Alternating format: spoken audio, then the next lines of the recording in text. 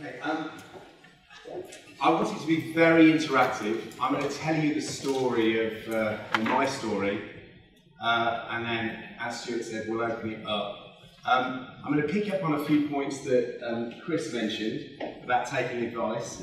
Something that maybe I left far too long, but until I really started to take in very good advice. So, Joules Clothing.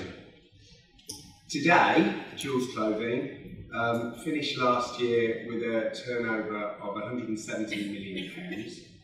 We are still growing like Topsy this year as well. My very first year, I turned over £70,000. I think you do the maths. We turn that over in every 3 hours now, in modern retailing, where we have got a website that is open 24/7. We have extended hours in some of our shops, and the world has changed incredibly from how retail was when I first started 26 years ago. So I grew up in a family which had a small retailer called Joule and Sons. We were based in Market Harborough. I left school at 16. I didn't really know what I wanted to do, so I worked for the family business. Not good to work for your father. It has its problems, and it's a bit of the sort of young buck thinking he knows better, and there was a lot of rutting, I think. So I lasted a year before I was sacked. I went into sales.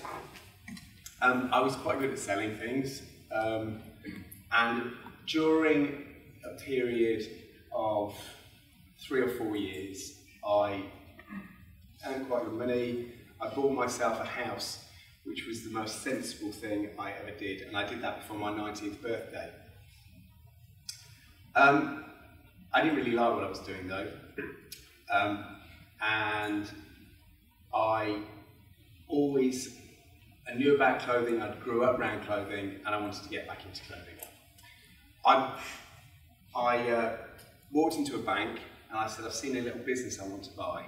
Now I'm just before I'm 21, and I said, I've seen a little business I want to buy, and I said, it's £35,000. They sort of looked at me and said, well, how are you going to afford that? I said, well, I've got a house. And it was a very lucky time. I bought it for £40,000. It was now worth £85,000. Very lucky. It was before the dip at the end of the 80s. So they lent me the money, and I bought this business that belongs to a lady in Wales. She was doing the show and events. So she had sites at equestrian events, Badminton Burley, the Royal Show, Royal Highland, Royal Welsh, which she'd been going since the 50s, and she'd started this business so she could send her children to boarding school. She didn't really know what she had, because she was in the best places at all the best shows. But I saw it as a little gem, a jewel, should we say. And I built that business up quite quickly, paid the bank back, and by 1994, I was 3 times the size of the family business, and better at it. So I had a conversation with my father, and he retired. We amalgamated the two. I think it had a combined turnover of about 600,000. It did take me my first 10 years to get to £1 million turnover. I got there actually in about 8 years, but then I turned over the same amount for 3 years running. And that's quite frustrating, because you're trying to do lots of different stuff, and you're trying to try different things. And I actually was making less money and turning over the same. And that's when I first took advice. I took advice from a guy who was an ex-CFO of a group of companies, and he'd set up a consultancy. And he listened to my story, listened to my ambitions, and he started to make sense of it all, and he started to produce business plans for me, and those business plans were very important, and I'll come to that in a minute. So I get to the end of the 90s and I'm selling branded products on show and events. I am selling some accessories that I'm designing myself and having manufactured. But really I'm selling branded product. And I've got quite a good eye for what's going to be the next best thing. So I'm looking at ranges, whether they're Musto, Barber, other products, country wear products in the market. But I'm also looking at my customer. And I'm standing there and I'm seeing them walking around in sludgy green and brown wax jackets. And actually, my customer doesn't really reflect what they're wearing. I'm thinking, standing there on my stand, I look, sales, I've told you that they've been fairly stagnant for 3 years. They need some colour. They need some change. They need something a little bit different. And there was new fabrics coming into country wear, but everybody was just doing them in green and navy and brown still. So I put my house up again, because that's what you do when you've got a house. It had actually dropped in value by now, I think. And I started to source polo shirts, fleeces, stripy tops, but all with detail and colour that I felt that the consumer wanted. I've been going to these show and events, and I've been selling people unique, lovely products. And they look forward to seeing us, we look forward to seeing them, but we see them for 2 days, and then we put everything back in our van again, and then we move off. I didn't know who they were. I didn't know where they lived. I knew that they liked my products, but I'd been so stupid not to pick up their data. So never to be caught again, all the staff that went to the shows were not only taking money, but they were also taking data. And data turned out to be quite an incredible thing, in that that consumer was very, very responsive to catalogues that I sent them. Because maybe they were a unique consumer in that they only shopped when they went to show and events, or they didn't shop very regularly because they had busy lives where they were sort of looking after horses, or they were out in the country and sort of busy on their small holdings or their farms or whatever. At one point, from the response rates that I was getting from sending out a catalogue, I worked out that every name and address that I got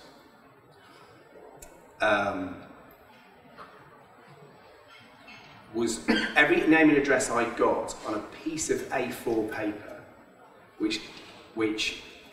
every A4 bit of paper I got, which contained 4 names and addresses, that came back to the office in those early years, was worth somewhere between £30 and £40. And it was because I had these incredible response rates, which, when I went to an agency in London and said, look at this data I have, look at the response rates I get, which were about 25% when I sent out a catalogue. And he went, this agency went, that's impossible. That's absolutely impossible. That's never happened. And it's because it was a unique customer base. So that's how mail order started.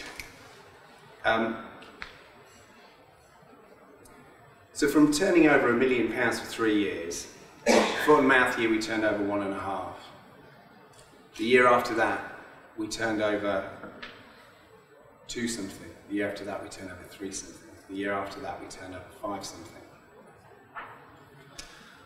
And then I gave a business plan to a bank at 5 something that said, sorry, we turned over 3 something. Then I gave a business plan to a bank and said that we were going to turn over 5 something.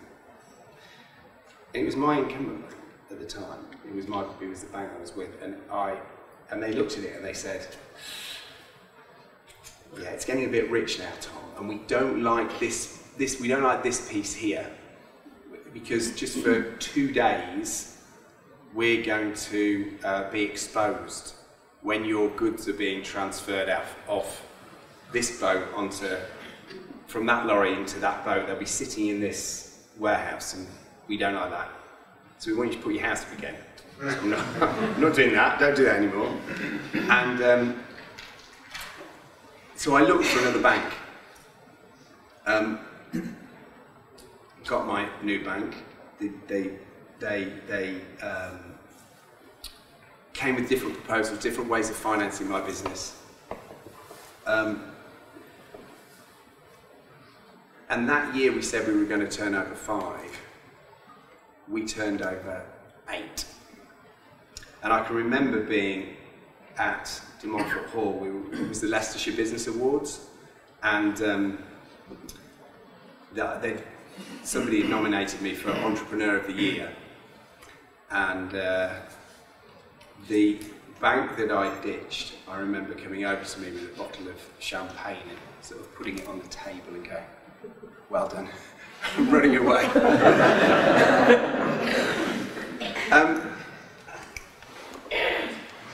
Then we really started to motor. We went from 8 to 11, and I thought to myself, I don't really know what I'm doing now. I've created this business that has 3 routes to market, quite complex. It needs experience in buying, merchandising, it needs more creative input, it needs better warehousing, logistics. And that's when I started to bring in experience. Stopped doing it by common sense, although that's not a bad thing. Common sense is a very good thing, because even when you bring in experience, you still need to keep common sense. And that's when I brought in my first person that could look at what I really had from a day-to-day and try and make sense of it.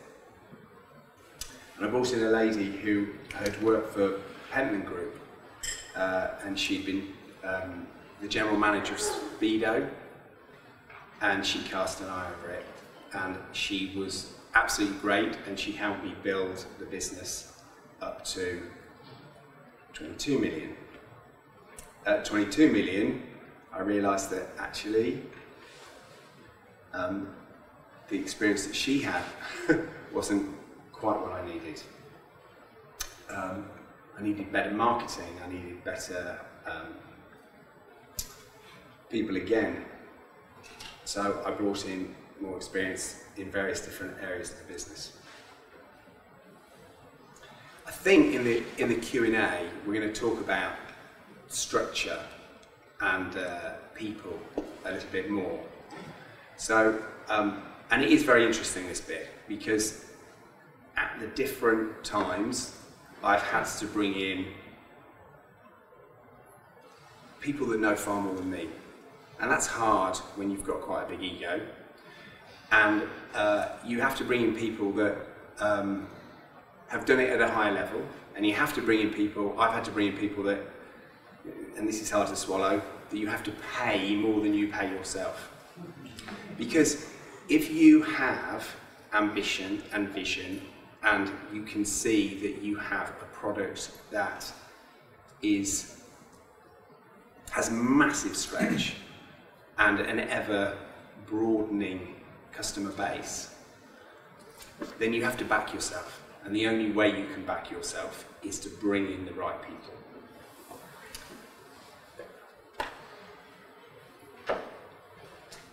I got to 2005 and I still only had one shop, which is hard to believe because I think next week or the week after we open our 100th. So we've done that incredibly quickly. And that's been a massive learning curve. A learning curve backed by a bit of experience, because believe it or not, deciding which corner you want on a showground is very similar to deciding which corner you want on a high street. And it's all about negotiation. The shops now are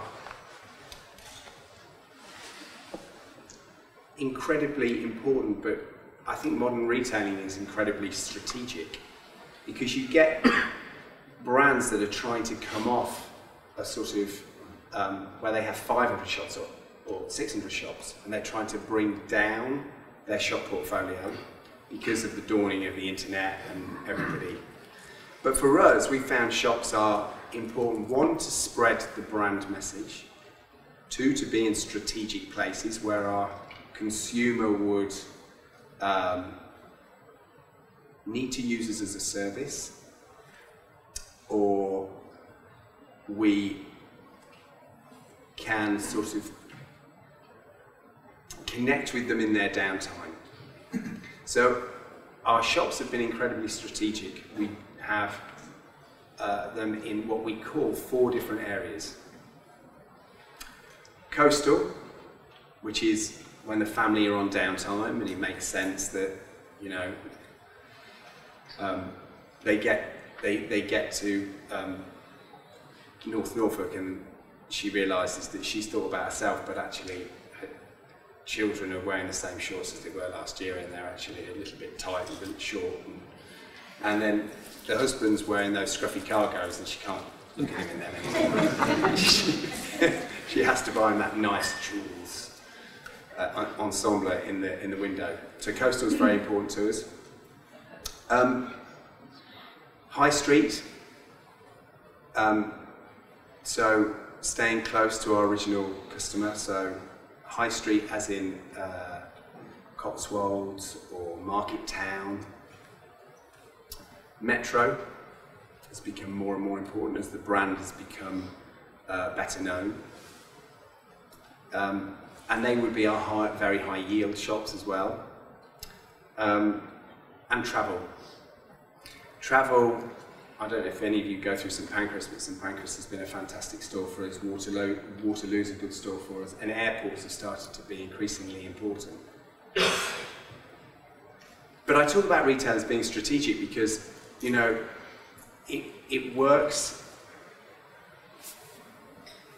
from a click and collect. It's more about geographical cover. So you have to put your customer at the centre of everything, and you have to say, let's make it easier for the consumer. And where will we end up with retail? I think we'll probably end up with about 150, maybe 200. And then there's international. We tested international over about a 3 or 4 year period. And you need to do it over that sort of period to see what works. Everybody talks about international. I hear it so often when I'm going around the circuit about the green shoots of international. But I think, and lots of people just always talk about green shoots and they never actually flourish into anything, because it's very difficult to export something. Especially when it's a brand, especially when it's your vision. Because there is massive cultural differences. And we've tested various different markets over a sort of 3 or 4 year period. And the ones that have really caught hold are America and Germany. And now we've set up showrooms in those respective countries, and we've put staff over there, mini infrastructures of what's going on here. And our green shoots in those two countries have started to turn into full-blown plants, shall we say. And international this year will make up about 15% of Joules turnover, which I'm particularly proud of. And when I say about exporting your vision and exporting your brand, you need to, for international, it's great if you can have enthusiastic and receptive people, which we found that the East Coast of America are certainly enthusiastic, and they're very receptive to a quirky British English brand. So long may that continue. It's been a real journey, a massive journey. I think we're going to talk about how I've resourced up along the way, because I have between 1,400 and 1,500 staff as we stand here. Yeah. And we have massive ambitions for the future. So I hope that that gives you some insight into Joules and how it started with little me, and up until 2 weeks ago I was still CEO, but for reasons of making best use of my time and how I can contribute, and the fact that I have got to a position of ultimate trust with the people around me, I step down from that responsibility. But that doesn't mean that I'm leaving the business in any way, any shape or form. I'm concentrating more on creative, more about brand awareness, and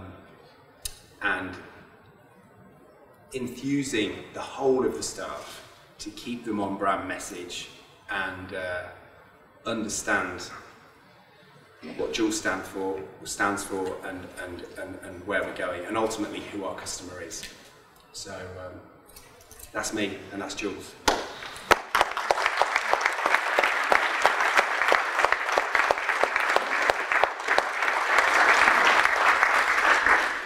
So we thought we'd go for Q&A now. Orlando, could you come and join us as well? The reason I'm asking Orlando to join us is I know Tom talked about in terms of how he scaled the business, now 1,500 sort of plus employees, and it continues to grow rapidly. Part of that has been about getting the right team, around it. Orlando and Orisa were very much a part of that, and again facilitated that sort of whole process. But before we move on to that, I want to ask the first question, John. Tell me, how has your leadership style changed?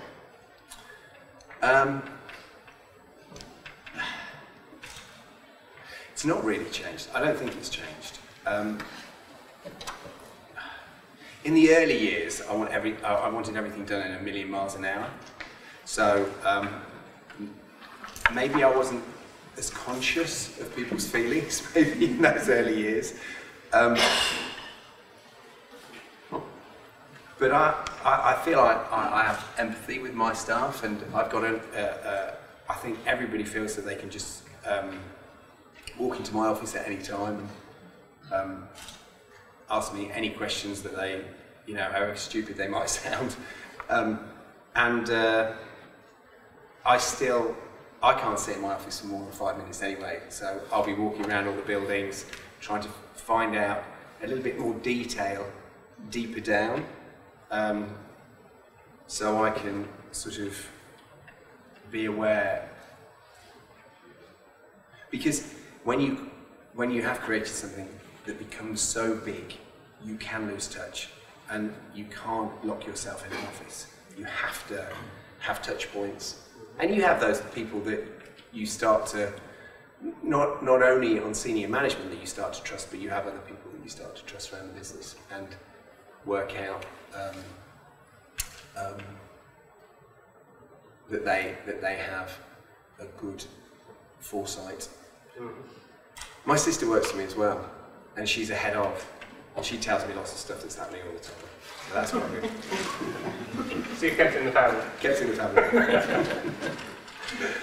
So just building on that point, one of the things that you mentioned there is in terms of you really stepped out your role now as a CEO and you brought somebody else in. Yeah. One of the biggest challenges I certainly find, I'm sure a lot of people who run high growth businesses, is when the leaders are willing to let go and what they let go. Yeah. How have you built that confidence and know in terms of what to let go to allow you then to go and move forward? How have you decided in terms of what your key strengths and stuff are? You always start a business because you have strengths in a particular field. The problem is as the business grows, you're drawn into things that actually you don't have, that you have to learn. So for me, warehousing, HR, logistics, waste of my time, really are. Creative, customer, marketing, that's what started the business. And that's where I need to spend my time. So you bring in people that are specialists in their field, that have done it somewhere else and at a higher level. That is the most important thing, because if you have ambitions of making your business bigger, you're not going to do it by bringing in somebody that, if you're a £10 million business, there's no point bringing somebody in that has done it at a £20 million level. Really, you've got to bring them in at a £50 million level. And you have to tell them a good story to get them in. That's the thing. They have to believe you. So how does it work? When did you decide to bring on a recruitment agency to actually help you actually build and advise you with that thing, building the team? I think Orlando was known in our field, and it's like anything, I need cajoling a little bit. I think he came and bothered me about 3 times at 3 different conferences, but you have to trust. You have to trust the recruitment agency, and I think I gained that trust with Orlando because he'd taken time to understand my business, and he said things that resonated with me. So then I put my trust in him to actually find the people that could do those jobs. So, Ryan, do you want to tell us a bit in terms of what Arisa does and a bit of the history of how you came and met Tom and how to do all these conferences? Sure. We call ourselves Arisa Executive Search, but actually it'd probably be fairer to call ourselves Arisa Consulting. We provide recruitment services, definitely, but actually one of the wider parts that we do is looking at organisational analysis, really understanding what's going on in the business, how it's structured, how it fits together, and then helping to design the right structure that might work for that chosen business at that given time. So the work, and actually probably maybe the most important thing that I think I do is act as a confessor. It's a strange relationship, but I think it is very much a relationship that chief execs miss quite often. Is somebody that is not in their HR function, is somebody that does understand what's going on outside of their business and in the wider world, and will tell them the truth about what they're seeing.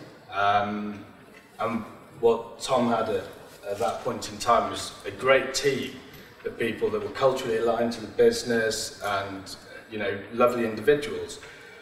But what he needed was actually functional experts, and he needed a transition plan that would get him from where he was at that point in time, probably, initially about 80 million, then about 35 million and 40 million, And actually his next step was, I want to be 100 million in 5 years, how are we going to do that? And that, I suppose, is where we step in. And that's what we've been doing with, and I think I was named in the industry because I'd done a couple of big growth stories. I'd put in about 70 people into John Lewis, where they were going through some significant change, and I started working with a small business called ASOS.com. They started at 8 pence a share and 8 million turnover when I first started working with them, and I worked with them. I put in probably about 100 people, and we got to about 550 million in the time that I worked with them. So there was a bit of. Can I interrupt there? We both knew Nick Robertson at that point when he was 8p a share and £8 million. Yes. And we both actually said he's a really good guy, really knows what he's doing. Guess what? Neither of us bought shares. I bought a house.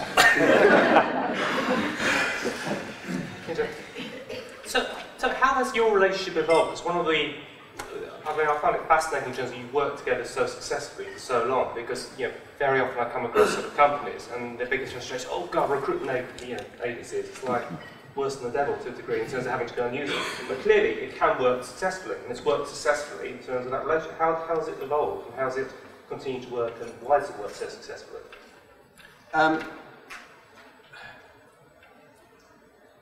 Not to flatter Orlando, but he is very discreet, and if he's working with you, he won't work against you, and he's an easy guy to talk to, and as he's rightly said, he had that experience. We hit on a point that at 40-50 million pound turnover, Joules turnover, I had a really lovely team of people,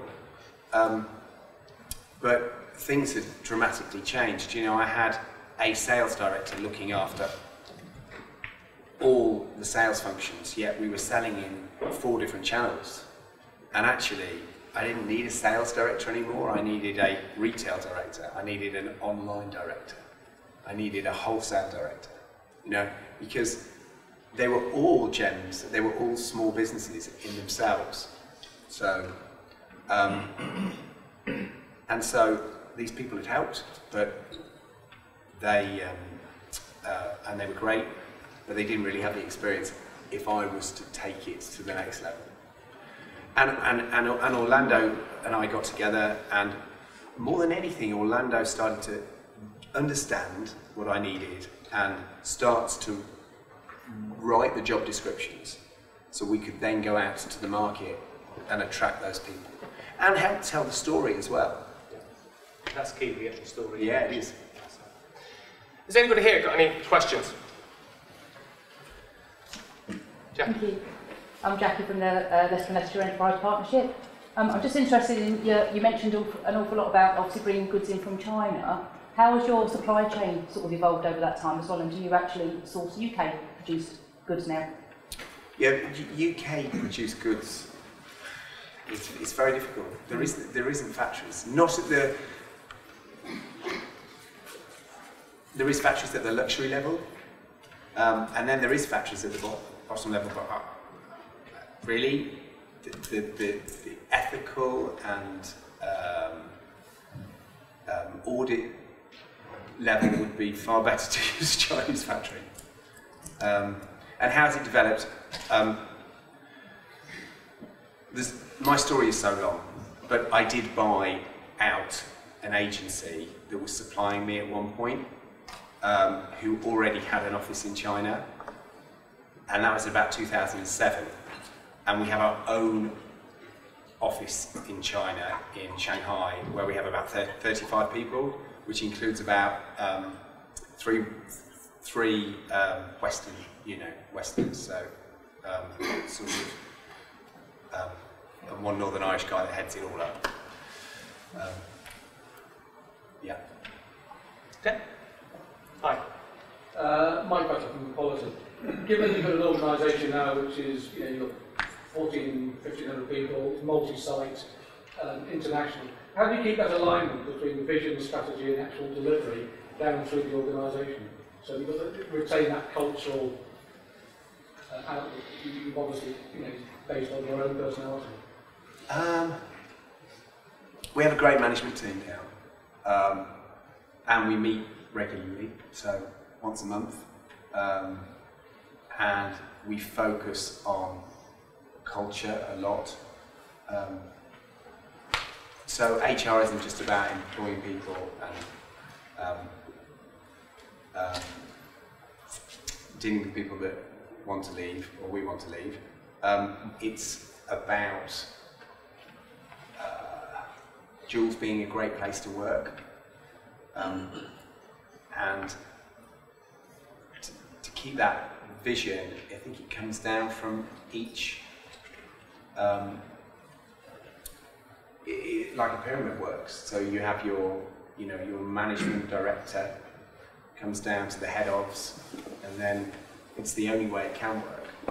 We have regular conferences in various different sides of the business. So we'll have a retail conference, we'll have an online conference, we'll have a wholesale conference, and is reinforced at all of those touch points along the way.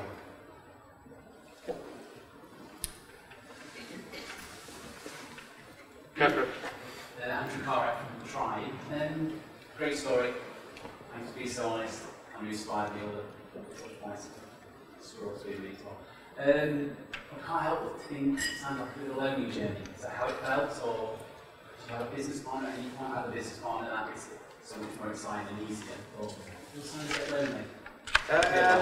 Yeah, it has been at times. It's been, there's been sleepless nights. There's been worry. It's not always been a bed of roses. There has been times when I've brought in, I've been, as you've probably heard, I've been quite bullish about bringing in infrastructure and bringing in resource and building infrastructure, i.e. Taking on new offices, warehousing, so on. And there's times that it's actually not gone to plan. Yeah, it has been lonely at times, but it's that old saying, isn't it? What doesn't kill you makes you stronger. And now it doesn't. Now is the best time for me. Now is fantastic for me because I have a team that I rely on, and I trust. Break that down, trust. Great. One final question. Yes, sorry. Yes, I'm Constantina from Starbucks, and I wanted to ask you, what was the impact of the digital economy on the business, and how have you adjusted the business over the past 5 years? We were very early to embrace digital. So I think my first website page was in 2001. So, and by 2003 we were really, I think there has been times where we've been a bit lax. So, but we were very early into digital, and digital today makes up about 35% of my retail sales, which is out, and that's because we took bricks and mortar retail on later. So many bricks and mortar retailers are trying to get it to 15%. So we are, yes, we're good at digital. So, I guess final question from me. Can you tell us anything else about your future growth plans? What's your vision? Well, America's very important to us, and it's built very quickly over the last 2 years. We're dealing through a wholesale model, through department stores over there. So international really is the biggie. We've still got growth here though. There's still lots to do here. We could probably double our shop portfolio. Online becomes and continues to be very, very, very important. As does, as part of that mobile. everybody's doing everything from mobile. I think about 40% of our online orders are mobile now, which is quite incredible. So it's just keeping on top of the speed of retail. The speed of retail in the last 3 years has just been incredible. And if you've not been on the pace, and we've seen it from many retailers, you know, Morrison's or Monsoon, or you know, in different different sectors within retail. If you've not been on the pace and you've not thought that digital is important, then you've lost out. So it's just keeping on top of everything. And brand extension is really increasingly important to us. So we've just gone into homeware and managed to get that into 40 Joules stores for this Christmas. So yeah, that's exciting. Brilliant. Ladies and gentlemen, can you show your appreciation?